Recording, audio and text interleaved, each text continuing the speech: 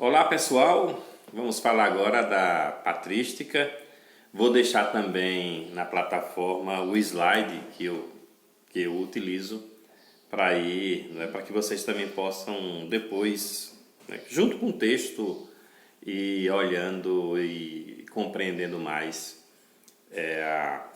a filosofia religiosa, a filosofia medieval. Só vão ser 2 aulas, né? Eu estou transformando aqui em 3 videoaulas, não é uma discussão densa sobre a filosofia medieval, também não é objetivo nosso fazer essa discussão densa. Mas o que é que se chama, né? O que é que se denomina de filosofia cristã? É uma filosofia influenciada pelo cristianismo, que vai predominar no Ocidente e que vai do século I ao século XIV da nossa era. Tem 2 momentos dessa filosofia. O primeiro momento é considerado o momento dos padres, a patrística, e o segundo momento, acho que vocês já ouviram falar, é o momento da escolástica, que tem como expoente máximo o São Tomás de Aquino. Vou falar hoje, nessa aula específica, essa videoaula específica, dessa primeira fase, a fase da patrística. Mas antes eu queria dizer, no vídeo anterior eu estava falando da organização da igreja, que não foi fácil, devido aos diversos acordos. Eu me esqueci de dizer para vocês que um dos acordos esse acordo ele foi um acordo muito difícil de ser feito, foi quanto à escolha dos livros sagrados para compor a Sagrada Escritura, que se divide, logicamente, em 2 grandes livros, o Antigo e o Novo Testamento. Até hoje não se tem uma concordância comum entre todas as confissões, sejam elas judaicas cristãs, seja a própria judaica. Não existe um acordo comum de quantos livros. Eu vou dizer para vocês os 3 principais, digamos assim, acordos, ou 3 principais elementos que vão definir as Sagradas Escrituras. Imagine, você falar Sagradas Escrituras no plural, ao invés de falar no singular. Então, a Bíblia, o nome Bíblia significa Bíblia, livros. Segundo o catolicismo, são 73 livros considerados inspirados. No Antigo Testamento, 46 livros. No Novo Testamento, 27 livros. O Antigo Testamento se divide em livros históricos, livros didáticos e livros proféticos. E claro que o Novo Testamento ele tem os 4 evangelhos, como já são bem conhecidos, as cartas de São Paulo, a carta dos apóstolos e o Apocalipse. Portanto, para os católicos, 73 livros. Para os protestantes, 39 livros Antigo Testamento, 27 livros do Novo Testamento. Portanto, há aí uma diferença no Antigo Testamento. Católicos 46 livros, protestantes 39. E ainda tem a Igreja Ortodoxa. A Igreja Ortodoxa ela tem no Antigo Testamento 51 livros. O que é comum a esses 3 grupos, ortodoxos, católicos e protestantes, são os livros do Novo Testamento, que são 27 livros. O que muda são os livros do Antigo Testamento. Isso não foi fácil, vocês sabem disso. Até hoje tem tradução da Bíblia.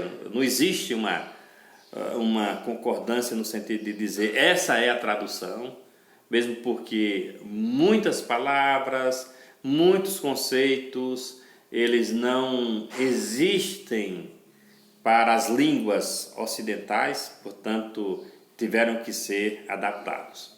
E a escolha dos livros também não foi assim tão simples.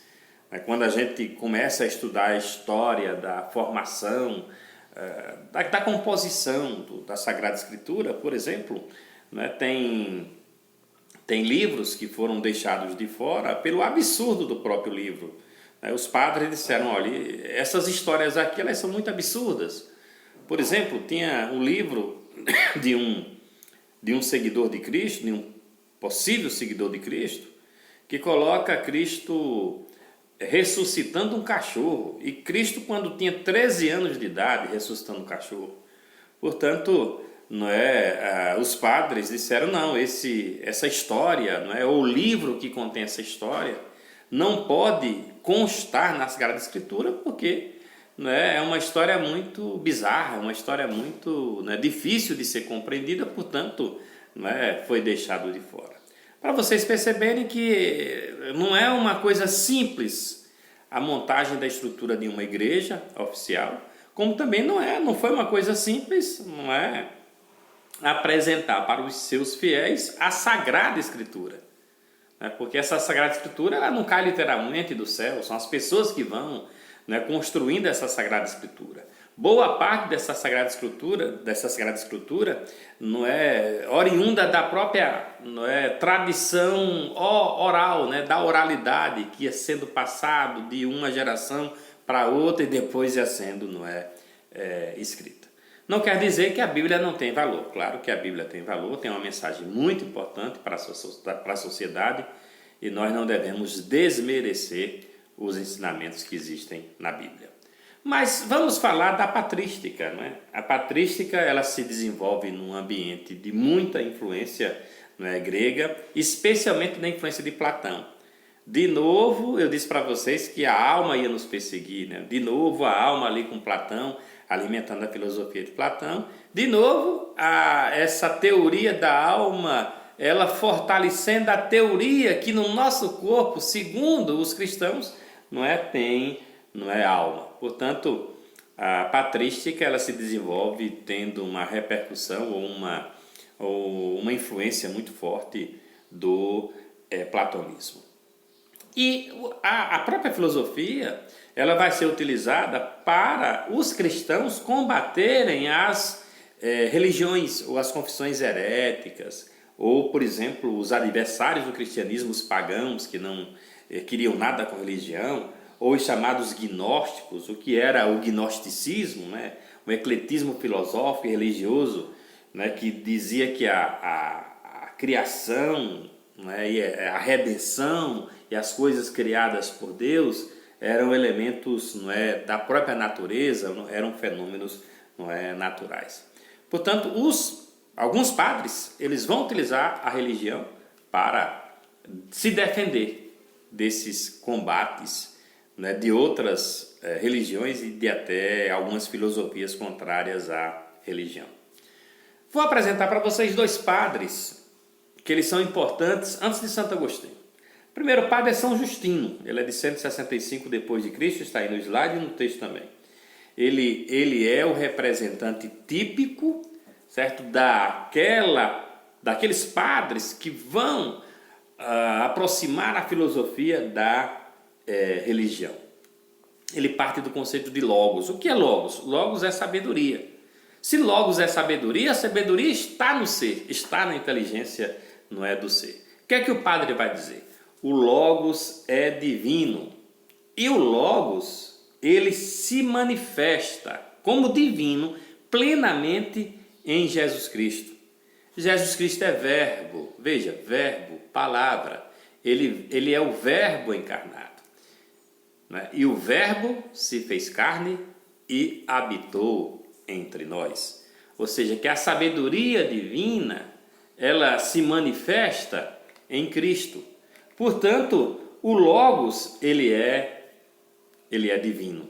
O Logos está entre nós. E esse Logos já estava aqui antes de Cristo. Apesar de Cristo ser a grande representação da existência de Deus. Então, essa semente já estava aqui.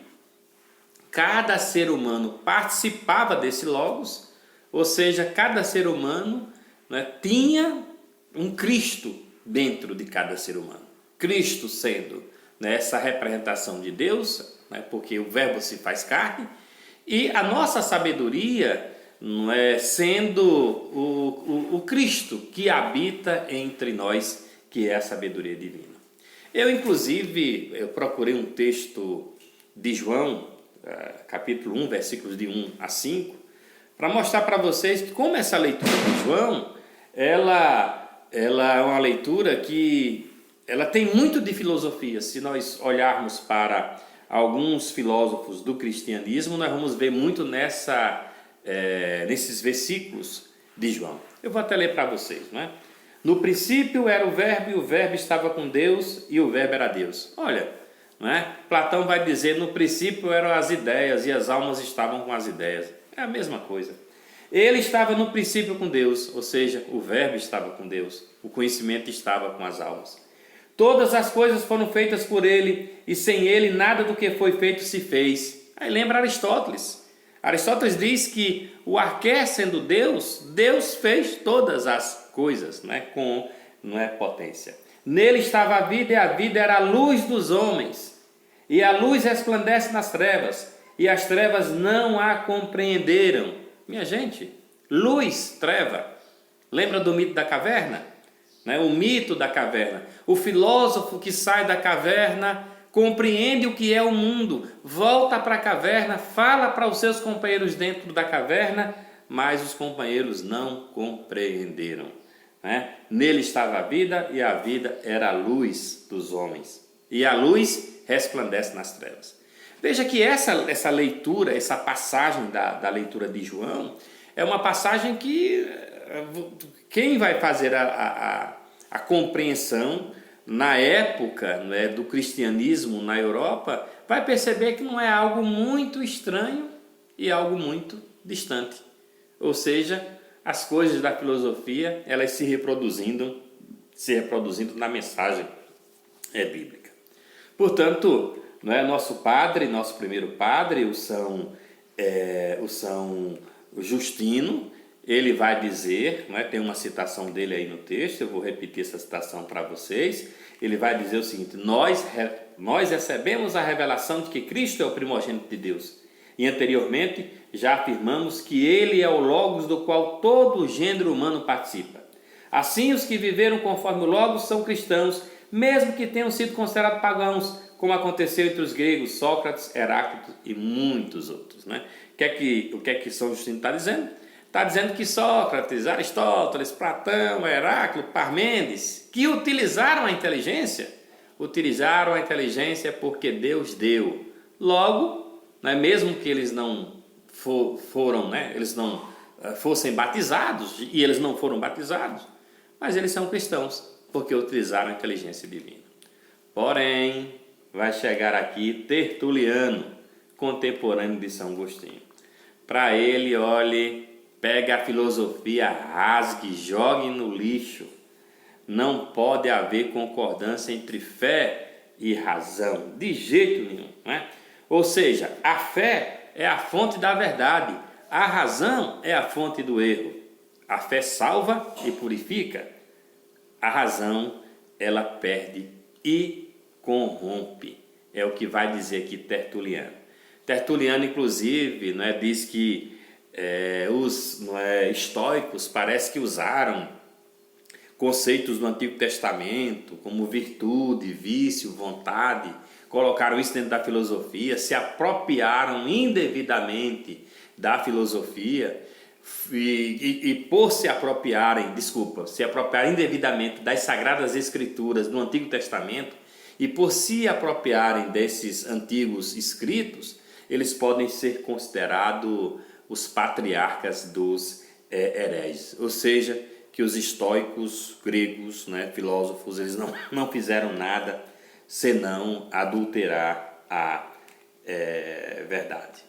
Vou fazer uma leitura aqui da citação de Tertuliano para que vocês percebam como ele é radical, contra essa relação da fé com a razão. Ele vai dizer o seguinte: com efeito, o que existe de comum entre Atenas e Jerusalém? Que acordo pode haver entre a academia e a igreja? Que pode haver de comum entre hereges e cristãos? Nossa instrução vem do pórtico local, de Salomão, e este nos ensinou que devemos buscar o Senhor com simplicidade de coração. Longe de vós qualquer tentativa de produzir um cristianismo mitigado com estoicismo, platonismo e dialética. Depois que possuímos a Cristo, não nos interessa discutir sobre nenhuma curiosidade, nem nos interessa qualquer investigação depois que desfrutamos do Evangelho. Basta-nos a nossa fé, pois não pretendemos ir atrás de outras crenças. É uma explicação radical da relação de fé e razão, e que felizmente a igreja não seguiu. Não seguiu. Veja o que é que o padre diz, né? Não nos interessa nenhuma curiosidade, nenhuma investigação. Já pensou se o Ocidente medieval seguisse a ideia desse padre? Não sei se a gente já tinha chegado na Idade Moderna, já que investigação e curiosidade tinham que ficar no passado, porque bastava ter Jesus Cristo que tudo estava resolvido. Ainda bem que nós tivemos um padre, nome Santo Agostinho, que é um padre africano, ele nasceu em Tagaste, na província romana da Numídia, na África, viveu lá em Hipona, certo? Viveu e morreu em Hipona também, em 430, lecionou em Roma, teve muitas funções, ele foi inclusive juiz. Quando a gente estuda o direito romano, no direito, por exemplo, a igreja ela resolvia os conflitos temporais, os conflitos civis, e ela passou a ser operadora do direito. Quem determinou esta operação foi o Constantino, o imperador Constantino. O Agostinho, ele acreditava que a filosofia pudesse servir à teologia. Então ele vai ser o principal representante da relação entre fé e razão, e fará a síntese do que nós chamamos hoje de filosofia cristã. Nesta filosofia cristã que Santo Agostinho escreve, tem concepção de homem, concepção de mundo, tem teologia, tem concepção de Deus. E, basicamente, foi a doutrina central para a Igreja Católica e também para a Igreja Protestante. Vocês vão perceber que tem elementos aqui de Santo Agostinho que existem até hoje no protestantismo. Agostinho diz que o homem é um ser pensante, o pensamento não se confunde com a matéria. Ele também repete um pouco o que Platão repetiu, que o corpo tem uma alma, que a alma se serve desse corpo, porém o corpo é uma coisa boa, uma coisa criada por Deus, coisa que Platão tinha muita dificuldade com o corpo, como nós já vimos em outras aulas. A relação da alma com o corpo, como eu disse, como foi criada por Deus, isso era perfeitamente bom do ponto de vista desta relação, que era uma relação de completude. O ser ficava completo com essa alma que vem de Deus. Claro que entre o corpo e a alma é superior hierarquicamente e tende a um fim natural. O fim da alma é Deus. Muito parecido com o discurso platônico que dizia que a alma tendia também a um fim natural. Qual o fim natural da alma? O mundo das ideias. Qual o fim natural da alma aqui para Agostinho? Claro, Deus. Ou seja, as almas não ficariam por aqui, segundo os dois filósofos, Platão e Agostinho. Para conhecer a verdade, segundo Agostinho, era possível, porque as verdades elas estão no intelecto. As verdades são colocadas por Deus, elas estão presentes em nós, graças à graça concedida por Deus, que ilumina cada ser com a inteligência. Segundo Santo Agostinho, as ideias não são inatas, mas elas são presentes em nós como reflexos da verdade divina, um presente de Deus. Santo Agostinho, ele contestou uma doutrina chamada maniqueísta. Acho que vocês já ouviram falar, se não, O maniqueísmo era uma doutrina persa antiga que dizia que tinha duas forças criadoras e duas forças sustentadoras. O bem e o mal. Se a gente pensar no bem, pensa em Deus. Se a gente pensar no mal, pensa o demônio. Santo Agostinho ele foi simpatizante dessa ideia.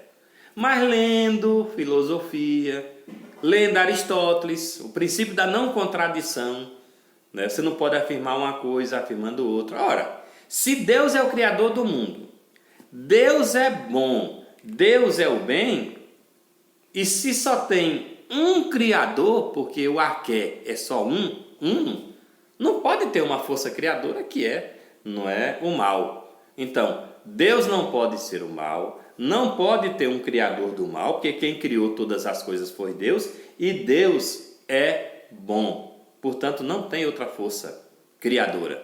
Se existe o mal a partir da potência do ser. Não é porque Deus cria o mal e sustenta o mal, porque Deus é a própria perfeição, Deus é o próprio bem. O que vai ser o mal então? Segundo Agostinho, o mal é a ausência de bem. Se bem é Deus, o mal é a ausência de Deus. Portanto, as pessoas que renegam Deus, as pessoas que contrariam Deus, essas pessoas sim, elas têm ausência de bem. Portanto, elas são o mal. E, segundo Agostinho, os maniqueístas estavam errados. Não tem dois princípios com a mesma força. Só tem um, que é Deus, o Criador de todas as outras coisas. Segundo Agostinho, lembre sempre disso, que eu gosto de dizer para vocês que o que eu estou falando aqui é o que o autor, o pensador diz. Necessariamente não é a minha crença. Um problema de difícil resolução para Agostinho foi o livre-arbítrio. Ou seja, Deus nos fez com liberdade de escolha. O homem possui livre-arbítrio. O que é o livre-arbítrio? É a liberdade de escolher entre um bem menor e um bem maior, mas também a liberdade de escolher entre um mal menor e um mal maior. E aí vem algo que é muito parecido com a filosofia. Aliás, parecido não, que é filosófico. Toda ação, ela representa o resultado de uma vontade interior. Daí Sócrates, lá atrás, dizia que nós tínhamos que controlar a vontade e os nossos atos com a razão. E aí Agostinho vai dizer que a vontade vai afastar o homem de Deus, fazendo com que ele faça escolhas erradas. Portanto, se existe o mal, é fruto da vontade, é fruto do egoísmo, é fruto de algo interno, que representa inclusive a ausência de Deus. Para Agostinho, se o pensamento for utilizado bem, e bem é fazer com que a revelação de Deus apareça, que a luz de Deus apareça dentro do pensamento, portanto, o mal ele será afastado. E aí vem o pecado. O que é o pecado? O pecado não é vontade de Deus. O pecado, segundo Agostinho, é vontade do homem. O homem caminha para Deus não pecando, ou seja, o homem caminha para Deus fazendo as vontades de Deus, imitando a Deus. Deus é o supremo bem.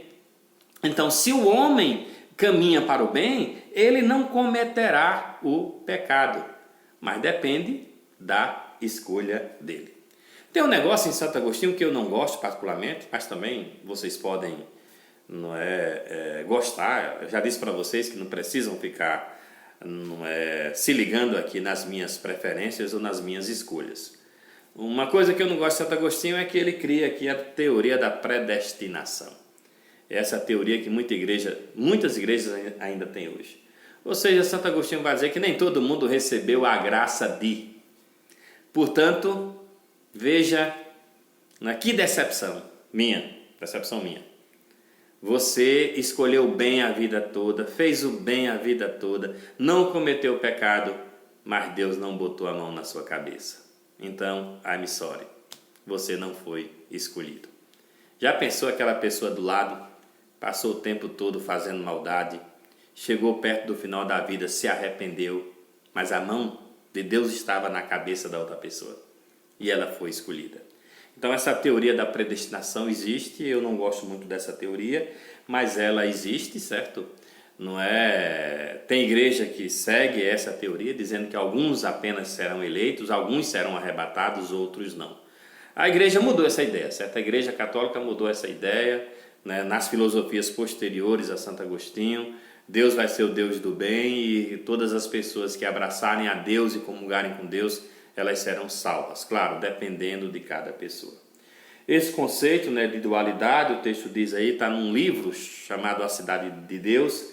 Neste livro, o Santo Agostinho descreve o que é a cidade de Deus e descreve o que é a cidade dos homens. A cidade dos homens é aquela que persiste no pecado original, no pecado, né, de Adão e de Eva, e as pessoas serão, nesse caso, castigadas por isso. E as coisas boas, né, tudo que a própria Sagrada Escritura coloca, ela faz parte da cidade de Deus. Só para a gente lembrar aqui, faz parte da cidade de Deus. A Arca de Noé, os profetas, Moisés, olha, já me salvei, né? E a própria vinda de Jesus Cristo é colocada como uma manifestação da cidade, não é, de Deus. Portanto, essa é a filosofia de Santo Agostinho. Não tem muito claro na filosofia dele o inferno. Vocês poderiam me perguntar para onde a alma vai, né? A alma, ela se desloca do corpo, né? E ela fica, claro, o ser fez boas coisas, tem um caminho certo, né? Se foi escolhido. Se não foi, a alma vai para um lugar que fica perdido. Então a gente chama que a alma será danada, será a danação da alma, e o resultado desta alma é a perdição. Ela fica perdida, ela não volta mais para Deus. Isso é o conceito agostiniano, né, de retorno ou não, segundo a graça de Deus. Não tem claro aqui na filosofia de Agostinho o inferno, o lugar onde as almas vão queimar ou vão pagar os seus pecados. A alma ou se perde, ela fica danada, fica na danação, ou ela volta para Deus.